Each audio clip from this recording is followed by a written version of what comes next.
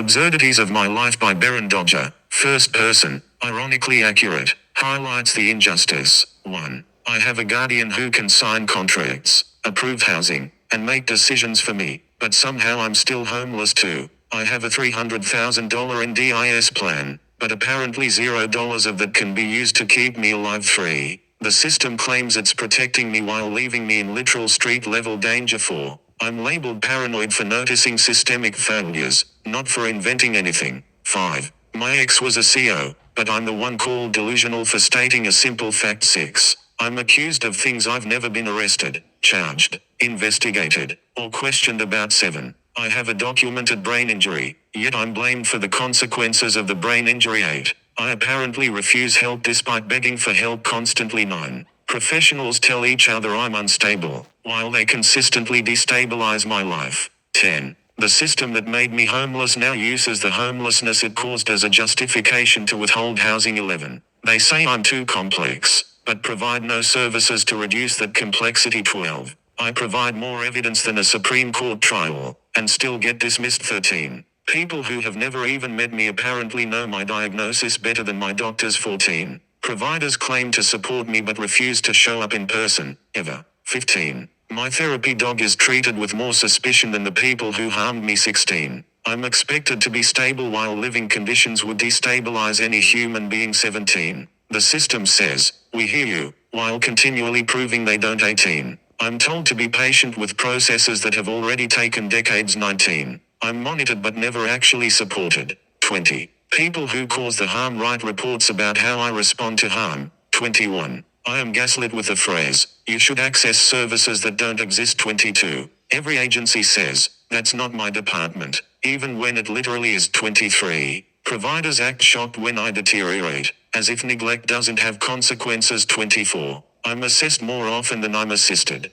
25. The government can track billions in funding, but somehow loses track of me. 26. They tell me I'm not engaging while ignoring every message I send. 27. My homelessness is described as a temporary transitional period lasting years. 28. I'm denied housing because I don't have a rental history, which I lost because they made me homeless. 29. My risk factors are listed in forms but never mitigated in reality. 30. The system demands proof of my disability while denying tests that would prove it. 31. I must fill out paperwork while having no safe place to sit down. 32. Professionals congratulate themselves for checking in by sending one email a month. 33. My safety depends entirely on agencies that explicitly refuse responsibility. 34. Everyone agrees the system failed me, but no one does anything to fix the failure. 35. They call it support coordination when nothing is coordinated. 36. I'm expected to heal wounds caused by the same system managing my care. 37. I'm accused of being unreasonable for wanting basic human rights. 38.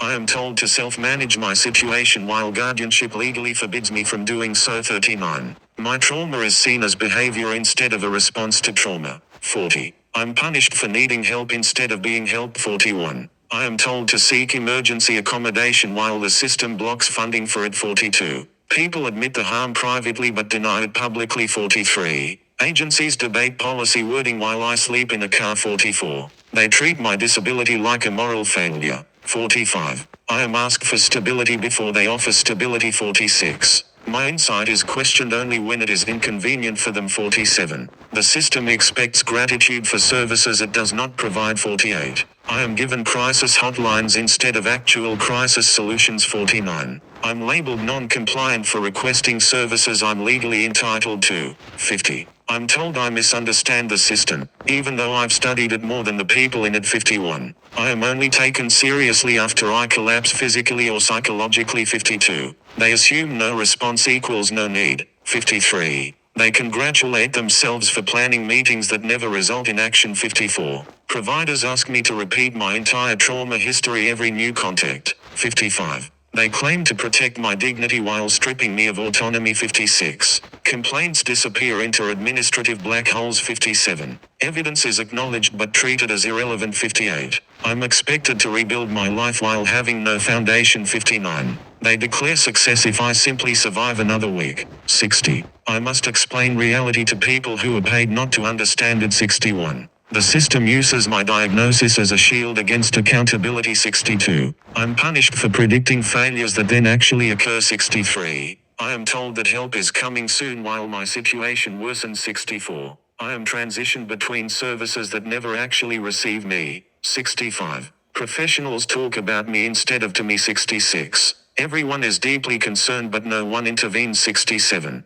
They write risk assessments instead of reducing risk. 68. My homelessness is treated as a symptom of illness rather than a failure of support. 69. The system requires stability I cannot obtain without their support. 70. I am blamed for not having things they refuse to provide. 71. They act shocked when I deteriorate, as though neglect has no consequences. 72. My case notes contain more errors than facts. 73. People who barely know me make major decisions about my life. 74. They claim to empower me while removing every source of power. 75. They praise my resilience only when it saves them work. 76. I'm expected to act like I'm fine so they can pretend I'm fine. 77. Every missed appointment is treated like defiance instead of survival. 78. They assume I have resources that homelessness makes impossible. 79. I must prove my suffering to people who don't intend to fix it. 80. They use the phrase capacity building while actively preventing me from building any capacity. 81.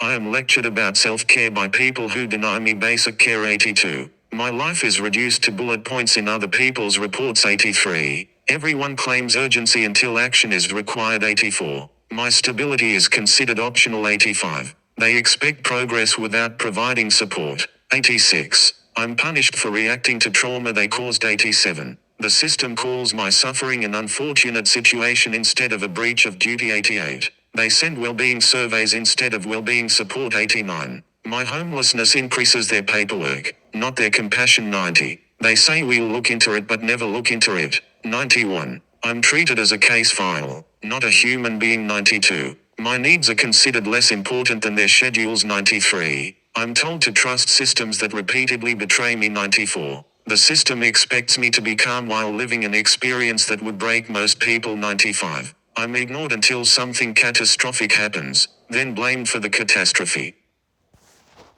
That's about it.